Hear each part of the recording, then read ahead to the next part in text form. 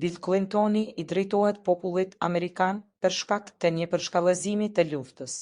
Kam qenë në atë zyrë. Kam marrë vendime për përdorimin e forcës ushtarake, vendime që me kanë lënë pa gjumë dhe që i mbaj me vete edhe sot. Prandaj nuk e them këtë letë. Ajo që ndodhi mbrëm nuk është thjesht një tjetër lajm i madh dhe as një tjetër postim i Donald Trumpit. Kjo është një vijë e kuqe e shpallur në rrjetet sociale nga një president në detyrë, në mes të një lufte të paautorizuar që ka hyrë tashmë në javën e saj të katërt. Kjo situatë mund të prek 90 milion civil iranian, të çojë naftën mbi $150 për fuqi dhe ta tërheqë të gjithë rajonin në një luftë që askush nuk mund të kontrollojë. Por shqetësimi im më i madh është ky. Pyetja që duhet të bëjë çdo amerikan nuk është nëse Irani do ta hap apo jo atë ngushticë. Pyetja është çfarë do të ndodhë me ne, me institucionet tona, me ekonominë tonë, me familjet punëtore që tashmë po paguajnë $1 më shumë për gallon benzine se një muaj më parë, me pozitën tonë në botë dhe me vetë kushtetutën, sepse kur një demokrat si shkon në luftë, mënyra se si shkon në luftë ka po aq rëndësi sa arsyeja pse shkon. Ne për të kuptuar pse ky ultimatum është kaq i rrezikshëm, duhet të kuptojmë si arritëm deri këtu.